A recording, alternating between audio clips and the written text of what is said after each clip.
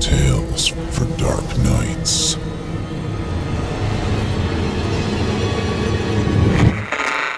Want to make sure you never miss a Chilling Tales for Dark Nights video again? Be sure to subscribe and hit that bell to turn on notifications.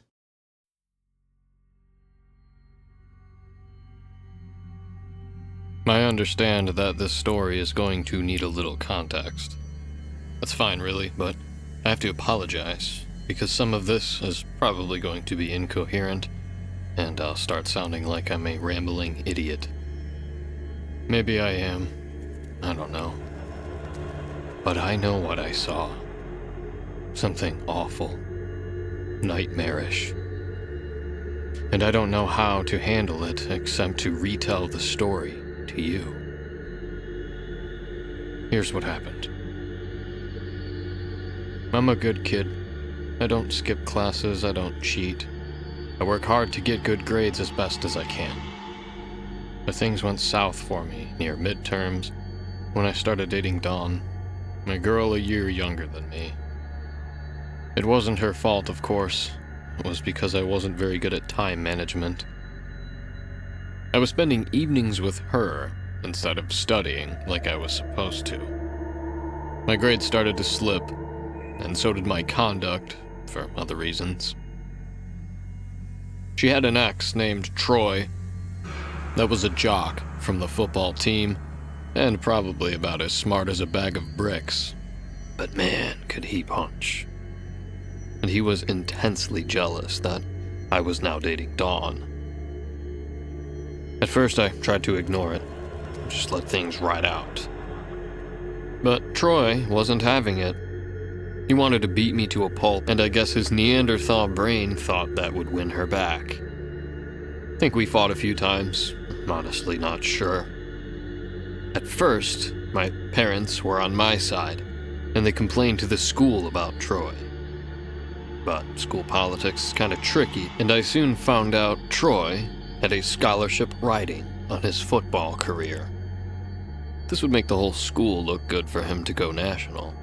So, the chances of them plucking their golden goose due to a little roughhousing were slim.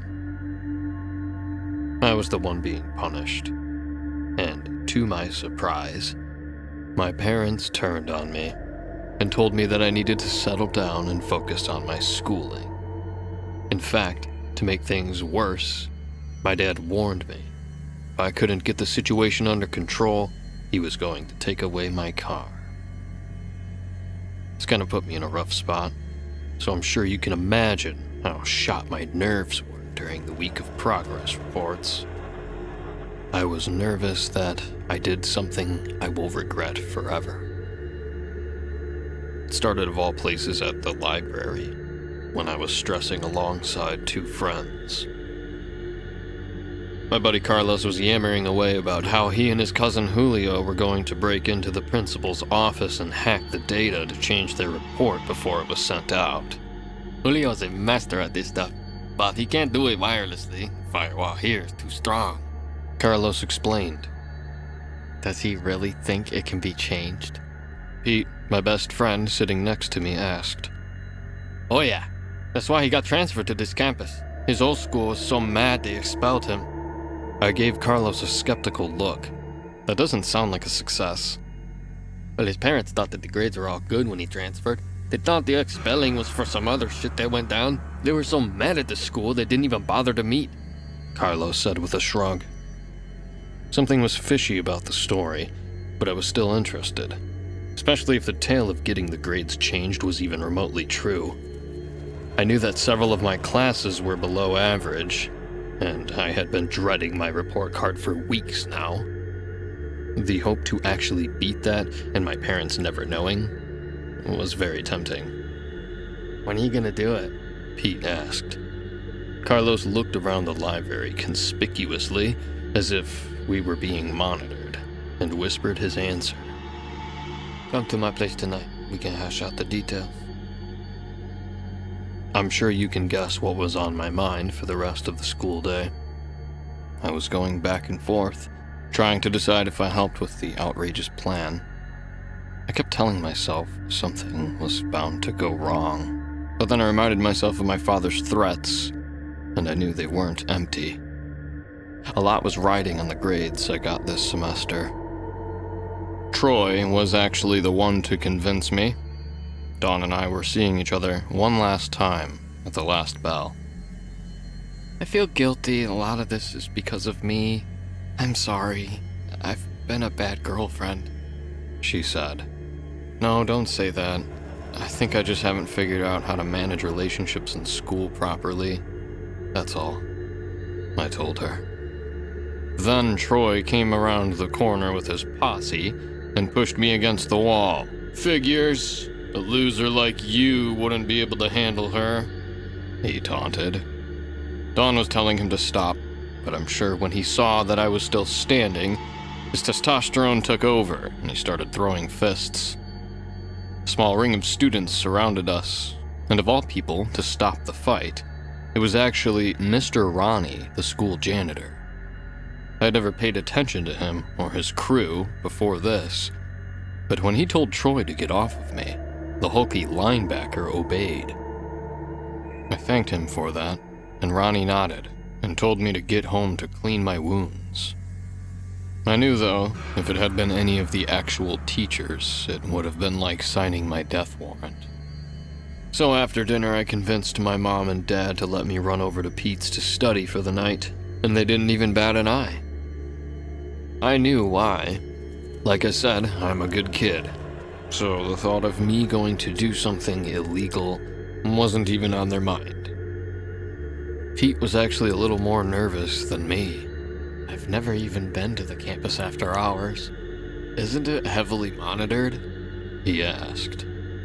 Nah, man. All of the cameras are shut off after hours. Only the custodians are lurking about, but I don't think we need to worry about them, Carlos told us once he arrived. Julio explained that he had scoped out the campus and found a tear in the fence near the agricultural greenhouse on the east side. That'll be our entry point. Then we stick together and cross to the main building, Carlos said. He had a diagram of the campus map from a little brochure we got as freshmen and explained. The easiest way to get in the principal's office is crossing over on the second floor. My uncle, Raul, works as a janitor, and I have been around him long enough that I know they start on the first floor. So if we take that route, we shouldn't run into any of them. Then we slip in, change the records, and get out. I bet we won't be in there longer than an hour, he concluded as he checked his watch. So, any questions? The plan seemed like it was foolproof, but I asked anyway. And if we do get caught, run like hell, man, and deny we were ever there, Carlos said with a laugh. I was surprised he was acting so chill, given what we were about to do. But his attitude was definitely infectious. I felt that I could take on the world. Just to pump us up a bit, we drank a few beers, and then drove toward the housing area right behind the high school, crossing through a small grove of woods that led to the tear Julio knew about. I stopped to take a piss in the grove and couldn't help but to notice small little piles of bones scattered all throughout the area. Do we have coyotes around here? I asked as I zipped up my fly. This whole area used to be forested until they built the school. Last year, I heard a girl say there was a wild boar on the football field, Carlos told us. You sure that wasn't Troy? Pete laughed. I smiled and chuckled nervously. Too focused on the bones to be comfortable. Some animal, or a small group of them, used these woods for a hunting ground, it seemed, and it occurred to me we were trespassing in their territory. Found it, I heard Julio announce near the front.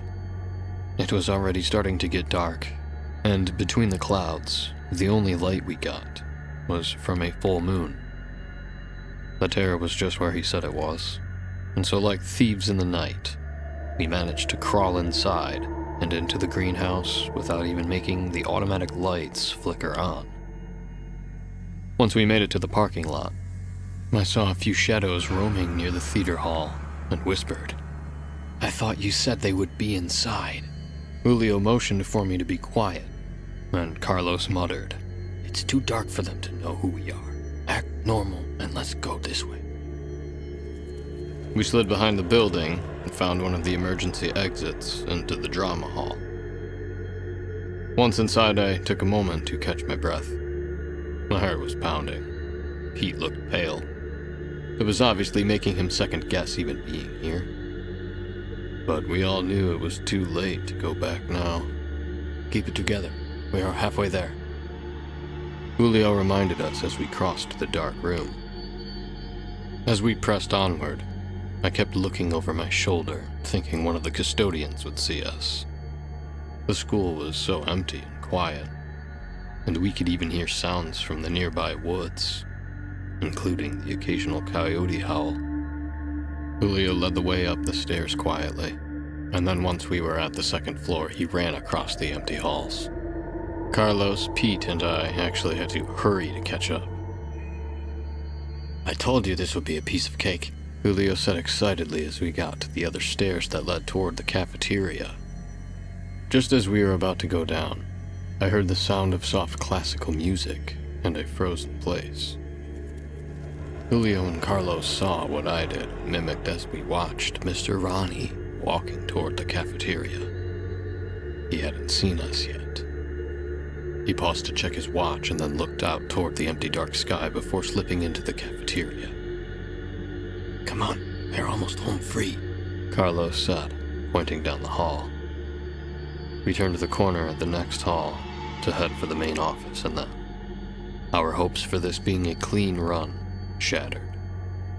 One of the janitors was standing right there, staring at us. "Shit!" he said aloud as we all stood there for a moment, trying to decide what to do. Carlos chuckled nervously. "Hey, you know Raul, right? He let us come work for the night and—" "Shut up and follow me now," the man said, pointing toward the cafeteria. He seemed worried about something, but I wasn't sure what. Did he think we had weapons, or we might hurt him? Once inside the cafeteria, he checked his watch and muttered, "Just stay here. Can you do that?" All of us were so baffled by his behavior, and honestly, didn't have a clue what to do. The janitor stumbled off toward the back part of the cafeteria, and I turned to Carlos and Julio for ideas. "Do you think he's calling the cops on us?" I asked. "Doesn't matter. We're dead. Our parents are going to freak out," Pete mumbled. "Maybe we should just leave," Carlos suggested. Then we heard this loud banging noise from the back room, and I jumped a bit. "What was that?" Pete shouted. "I don't know. Sounded like someone got hurt," Julio said as we all instinctively walked toward the back. Hey, Mr. Ronnie. Are you back here?" We were walking into the kitchen when we heard the noise again, this time clearer and coming from a nearby walk-in freezer. But the door was sealed tight. "Oh shit, you think someone is stuck in there?" Carlos asked. "Hold on a tick. Where'd that other guy go? Something ain't right about this," Julio said, but I was already at the door and opening it, trying to see what the banging noise was. When I opened the door, I don't know what I was expecting to see, but what I got was the shock of my life. There were two large bipedal wolves in the freezer, both at least 10 feet tall, biting and clawing at one another in a mad frenzy. Both of them had muscles rippling throughout their body, and both were tearing at each other like complete savage predators. I was so stunned by the sight that I froze for a moment. And that was all it took for the first wolf to push his opponent straight toward me. The force of the second wolf hitting me knocked me backward, and I hit something sharp as I fell. Then I looked up and saw knives just barely dangling from a magnetic strip. I reacted this time in a heartbeat, and crawled away as the cutlery came crashing down, stabbing into the large wolf as I heard it shriek in pain. As I scrambled to get back on my feet and stand by my friends, the wolf that had won the fight stepped out of the freezer. Now at its full height, I could see that it was at least 14 to 15 feet tall standing up, and its eyes glowed paler than the moon itself. The wolf went over and snapped the neck of the second wolf, howling in triumph before glaring at us.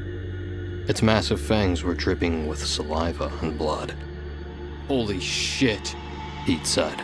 I think that summed up our situation nicely. But to our surprise, the wolf didn't attack, instead focusing on the kill and eating it. We used the opportunity to run back to the main cafeteria. We didn't stop running until we got out of there and toward the main office, catching our breath at the nurse's station. Before long, though, we heard the sound of the creature as it began to move about the halls, tracking us. "This can't be fucking real. The janitors are fucking werewolves? This is like goosebump shit," Carlos said frantically. "Hey, puta, keep your voice down or that thing will hear us," Julio said as he glanced over the desk just a tad to see where the wolf was. "I think it went the other way," he said, catching another breath. "Good, so should we. I'm getting out of here," Pete declared. "Wait, what about the report cards?" Julio asked. My best friend shook his head and said, "You're kidding, right? We just saw the freakiest shit in our lives and you're still worried about that damn grade?" "Pete, we've come this far," Carlos agreed. Pete shook his head dismissively. "No, man, ain't worth it. What about you?" he asked as he looked toward me. I was still trying to get my heart to calm down, but I didn't like the idea of splitting up. "We have a better chance of getting out of here if we stay together," I told Pete, but he didn't want to hear it, so he just walked away. I almost followed him when Julio led the way to the main principal's office and I focused on the reason we were here. Slipping into the office, Julio activated the internet and started to test different passwords as Carlos and I kept watch. Every few minutes we could hear the gentle sound of steps, except we weren't sure if they were human or not. "This is so damn fucked up. How many of the staff you think have changed?" Carlos asked. "I don't know, but I get the feeling they aren't trying to hurt anyone. Well, not intentionally anyway," I said. "And what makes you think that, Sherlock?" He scoffed. Mr. Ronnie must have locked himself in the freezer on purpose when he knew he was about to change, and I bet the other guy we met panicked and went there as well. We probably interrupted him from heading to whatever his designated spot was. I told him. "Does that mean they won't hurt us now?" Carlos asked. "No, now that they're on the prowl, or at least one of them is. We have to stay alert." Hey, you guys, I think I got it to work," Julio shouted excitedly. We turned toward him to see the progress he made, and at the same time, a massive dark furry form jumped through the wall from behind Julio. The giant wolf's claws hit him straight in the back, and it almost seemed like what happened next was occurring in slow motion. Julio's forehead smashed into the computer, and the entire principal's desk came sliding towards Carlos and I, pinning us to the window. The wolf pulled Julio out of the computer screen and tossed him like a rag doll.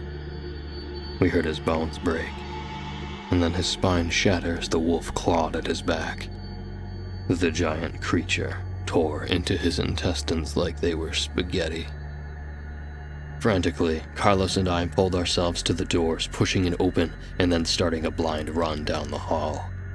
Carlos was a little faster than me and led the way into one of the classrooms, slamming the door shut and telling me to bunker down. Both of us remained silent as we heard the werewolf howl out, and then it got quiet again. "I think we need to stay here for now. Give me that desk," Carlos said. We used one of the students' desks to ram against the door, and then collapsed on the carpet, trying to comprehend how we were supposed to get out of here alive. For the next 10 minutes, neither of us said a word. I kept thinking I was hearing heavy breathing right outside the door, but honestly, it could have been my frantic imagination. Carlos was occasionally peeking out the door, and once he was sure the coast was clear, he waved for me to follow him. Gingerly, we snuck back toward the east side of the campus.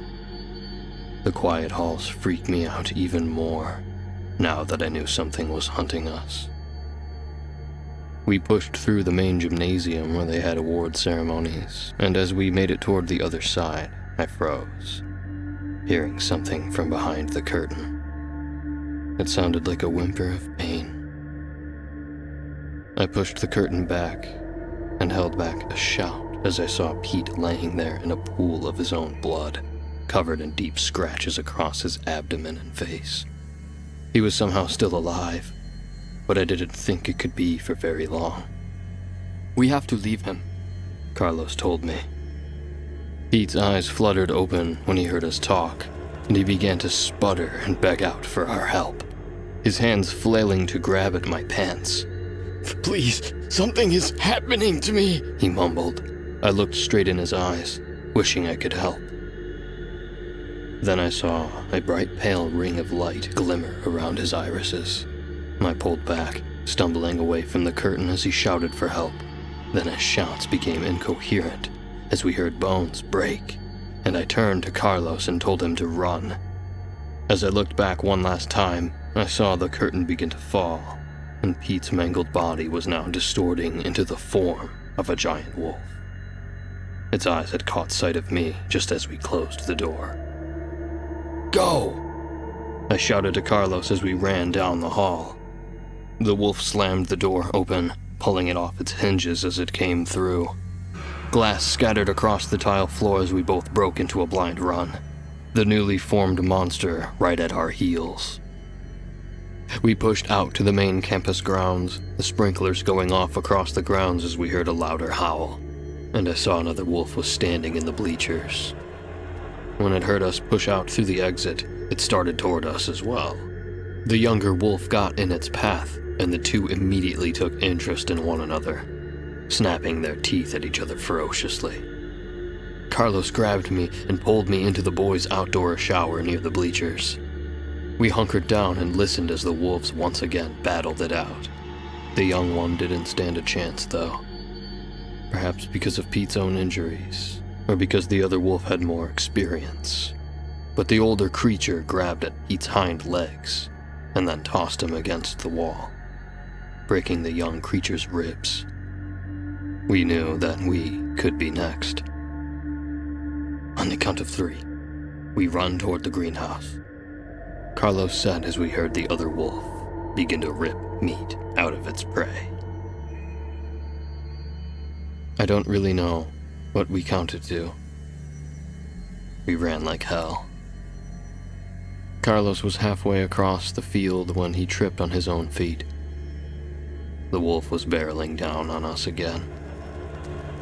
I turned back just in time to see his face get torn off.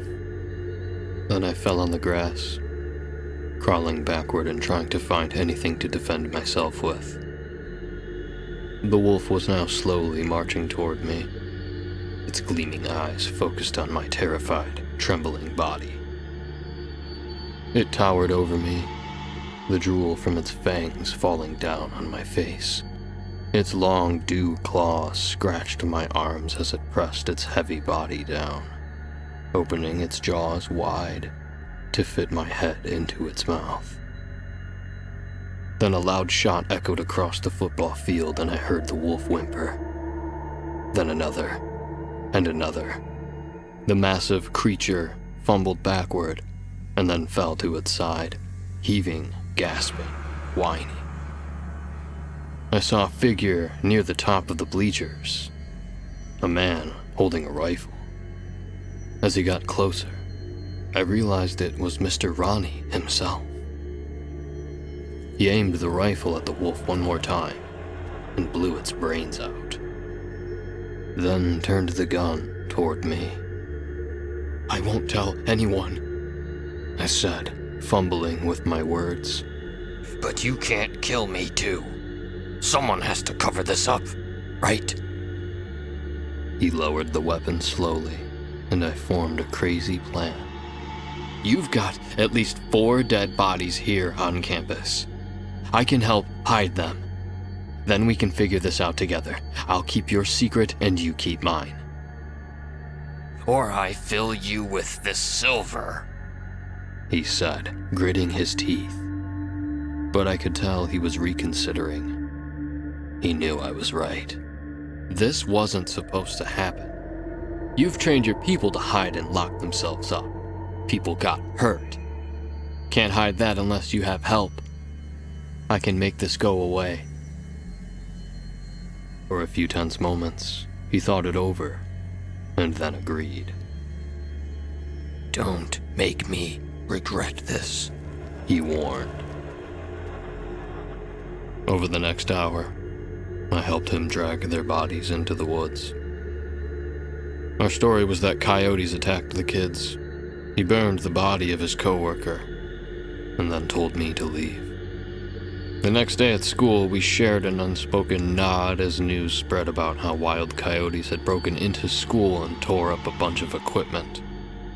The story was that some idiot teens had thought it would be a fun prank to let the animals roam campus, and their stupidity had gotten them in trouble. As it turned out, my parents were so paralyzed by the trauma of what happened to my friends they didn't even pay attention to the report card when it arrived. And I kept my end of the bargain, and didn't tell anyone what I saw that night. Dawn tried to coax it out of me a few times, and I didn't even tell her. She was concerned when she saw the deep scars on my arms. That could be infected, she said. I had been wearing long sleeves most of the school days to not attract attention. I knew she was right, but I wasn't about to go to the doctor. This was a toxin that no hospital could treat. Every time she touched it, it burned, but I promised I was going to be okay. Then, just as she checked the wound again at the last bell, Troy appeared with his posse and pushed her away. What's it going to take for you to get the hint that you should have died with your friends? He asked as he grabbed my arm. The pain was intense, but the anger I felt was stronger. I pushed back and slammed him against the wall with strength I didn't know I had. Shit, what's wrong with your eyes? Troy asked. Him and his posse ran away after that. Even Dawn was scared by the rage that I had displayed. She claimed I looked possessed. I stumbled into the nearby restroom to splash water on my face and looked at my eyes. The pale ring of light behind my irises was starting to form. Behind me, I heard the restroom door close, and I saw Mr. Ronnie standing there. We both know I can't let you leave this restroom until it's over, he told me. This is where I have been locked up for the past 3 hours. My body is sweating profusely. I think it will happen very soon. I think Ronnie said he would return with silver to finish me off and claim it was suicide by overdose. But I'm not sure. I think he was lying. I keep feeling the urge to crawl into a ball and just let it take over. Soon it will. And I think when it does, he's going to let me live. And that terrifies me even more.